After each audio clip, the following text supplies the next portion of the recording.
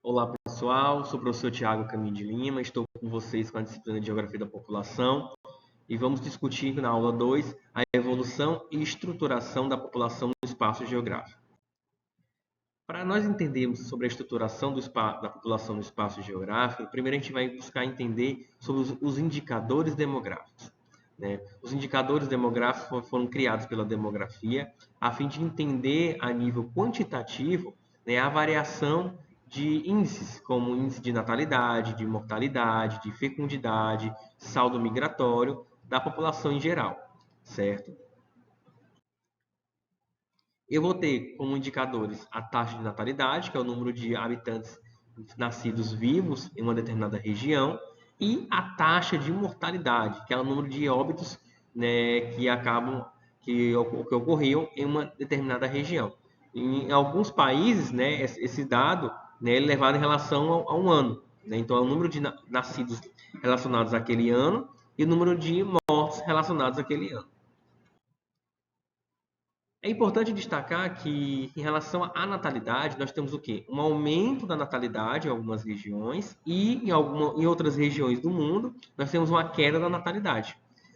Fatores vão proporcionar que tenha ascensão ou queda da natalidade. Em relação à queda, que fatores podem proporcionar essa queda? A urbanização, o aumento do custo de vida, o uso de contraceptivos, como, por exemplo, vasectomia, laqueadura, procedimentos de medicamentos para interromper a questão do fluxo da gravidez, o aumento da escolaridade, que isso vai condicionar no aumento da informação, que vai resultar no aumento do conhecimento sobre o planejamento familiar e um fator importante em relação à inserção da mulher no mercado de trabalho.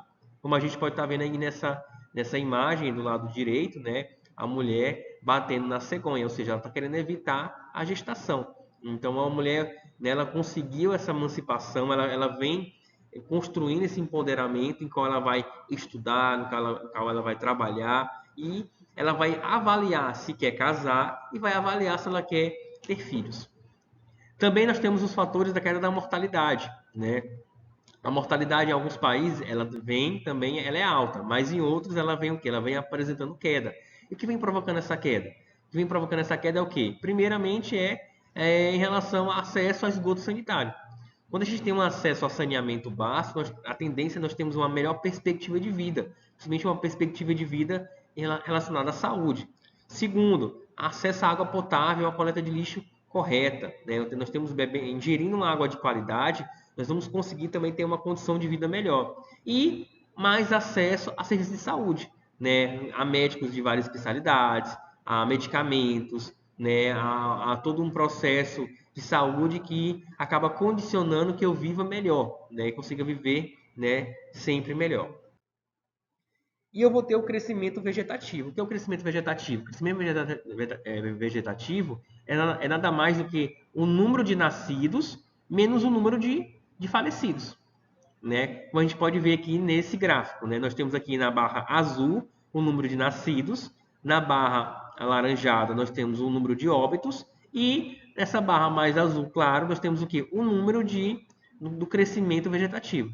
A nível de Brasil, se a gente pegar nos últimos anos, 2019, 2020, 2021, se observa que o número de nascidos sempre prevaleceu. E o número de óbitos sempre teve uma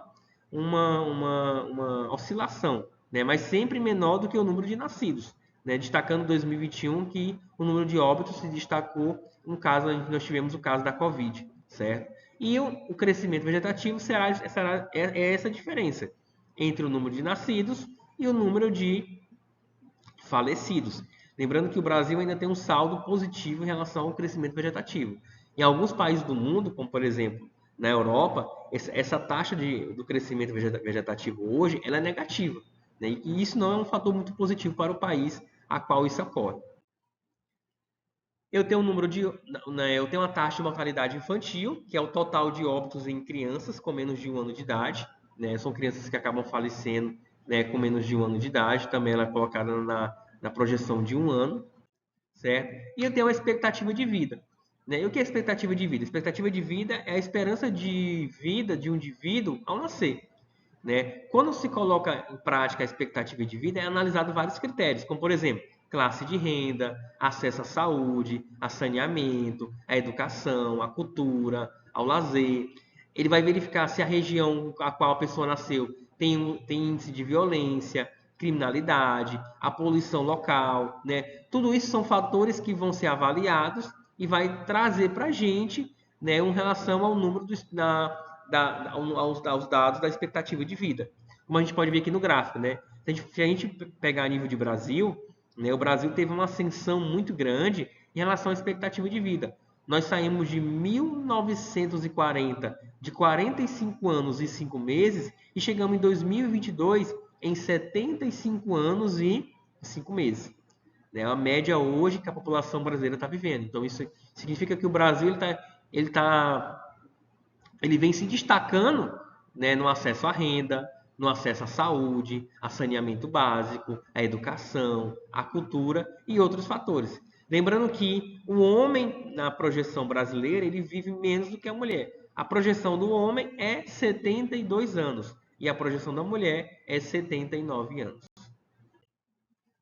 Aqui no caso, novamente, essa questão da expectativa de vida da população brasileira, né, colocando que a pandemia da Covid-19 ela afetou esse índice, né, no caso, desde 2019 a gente vinha tendo uma ascensão, quando chega em 2021 nós temos uma caída, né, uma caída que vai tirar aí, praticamente aí, alguns anos e meses de expectativa de vida da população brasileira.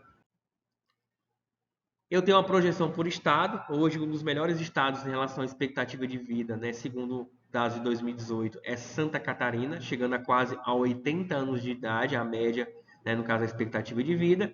E o pior estado, segundo a projeção aqui, né, em 2018, é o estado do Maranhão, né, com 71 anos e um mês. O Piauí está chegando a 71 anos e 4 meses, né, e Minas Gerais, 77 anos e 7 meses. Aqui eu trago para vocês algumas projeções de expectativa de vida, né, que é muito importante para 2030, né? Por exemplo, a Coreia do Sul hoje, né, a projeção para os homens é de 84 anos, para as mulheres é de 90 anos. Para você ver, né, a expectativa de vida, né? Eu tenho um caso também da Austrália.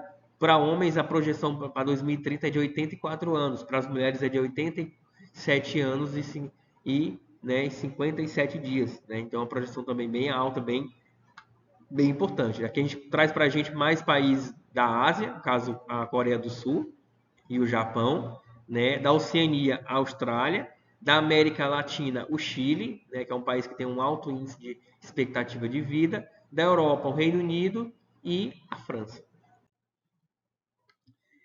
Dentro dessa discussão, eu também tenho o que nós chamamos de estrutura etária. Essa estrutura etária ela tem 4 índices, 4 tópicos, que é o quê? A taxa de fecundidade, a pirâmide etária, o IDH e a população economicamente ativa.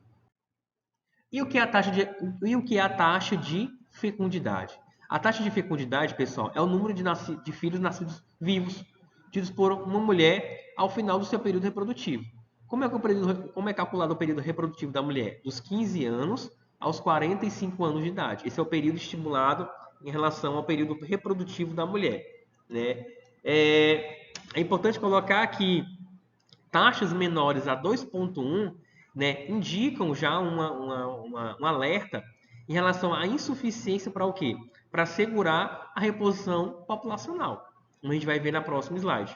Né? Alguns países do mundo têm uma taxa menor que 2, como por exemplo Estados Unidos, né, Alemanha, o próprio Brasil, a China, Singapura. Isso já abre um estado de alerta em relação à renovação da população naquele país. Nessa imagem à direita aqui eu tenho o quê? Eu tenho uma projeção em relação à taxa de fertilidade global. Né? Se você observar nos anos 90 era 3 e a projeção é para chegar em 2100 a 2. Então é um alerta muito, muito importante. A nível de Brasil hoje, pessoal, nós estamos chegando hoje a 1,6 a 1,7 filhos por mulher. Então o Brasil já vem abrindo um sinal de alerta em relação à diminuição forte desse índice de fertilidade. de fecundidade, né? O número de filhos por mulher, na verdade, né? Se a gente pegar nos anos 60, o Brasil chegou a ter 6 filhos por mulher, né? E hoje, devido à inserção de políticas públicas, né? Uma maior ascensão da mulher no mercado de trabalho também e da escolaridade, né? Esse índice baixou para 1,6, 1,7 filhos por mulher. Eu tenho a pirâmide etária, né? A pirâmide etária ela é constituída por algumas informações importantes que a gente vai analisar a faixa etária, no caso da idade, o sexo, né? A expectativa de vida e etc. Né? Essa pirâmide etária, como a gente pode estar vendo aqui agora, né? Ela traz para a gente, de forma gráfica, como é que está distribuído a taxa de natalidade, né? Como é que está a taxa de natalidade, como é que está a taxa de mortalidade, qual a expectativa de vida da população, as projeções, tem mais mulheres, né, em relação do que homens ou vice-versa e etc. Né? Se a gente pegar aqui a nível de Brasil, de 2010 e 2020, se você observar, ó, essa base aqui, quanto mais larga ela é, maior a taxa de natalidade. O topo, quanto mais estreito é sinal que aquele país, aquele estado, aquela cidade, ela tem o quê? Ela tem uma menor expectativa de vida em relação a projeções maiores, né? A nível de Brasil, a gente pode observar o seguinte, né? Que a base está diminuindo e que nós temos o que está acontecendo é o quê? Um alargamento da parte central, né? Ou seja, hoje a nossa estão predominando a população acima de 20 anos até os seus 60 anos de idade. Então nós temos hoje nós estamos um país adulto, que em projeções futuras vai significar um país mais velho. Aqui eu tenho uma divisão da população brasileira, né, para vocês terem ideia em relação à idade. Né, na parte verde eu tenho aqui, né, de 0 a 14 anos, a parte azul claro de 15 a 64 anos e a parte escura de 65 anos em diante. Se você observar, de 1980 a 2022, a população de criança e de jovem vem diminuindo.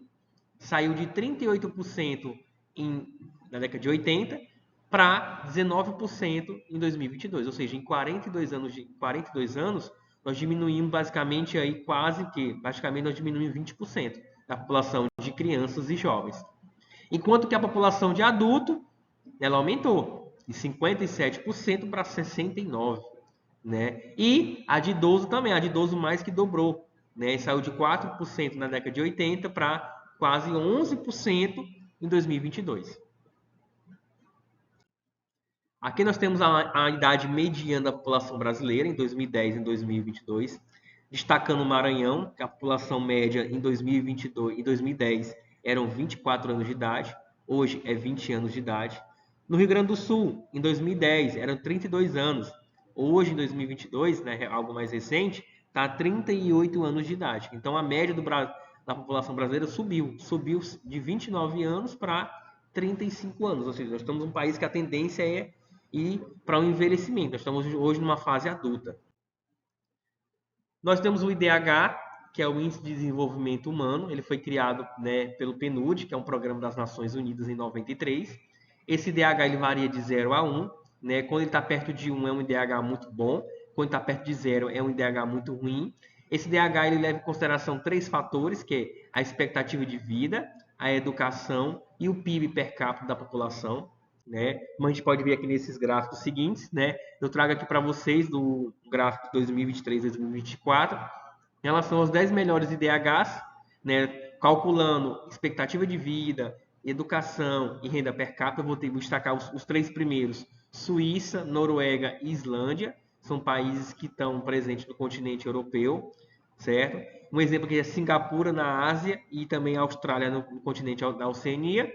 E os 10 piores, segundo a projeção do IDH, é quem? É a República Centro-Africana, que está no continente africano, o Sudão do Sul, que também está na África, e a Somália, que também está na África. Eu vou ter a população economicamente ativa, que é o PEA. Né? O PEA é um indicador que mensura o tamanho do mercado de trabalho de um território, né? Focando mais de forma precisa no número de pessoas que estão trabalhando em uma determinada população. Né? No caso do Brasil, o PEA ele vai a partir, né, dos 15 anos de idade, ou seja, dos 15 aos 60 anos de idade, a pessoa está incluída na ideia de uma população economicamente ativa. Né? Mas alguns países vão dos 10 anos de idade aos 60 anos de idade. Né? Ou seja, cada país constrói o seu conceito econômico em relação à questão do PEA. Certo? Segue nossas referências e obrigado.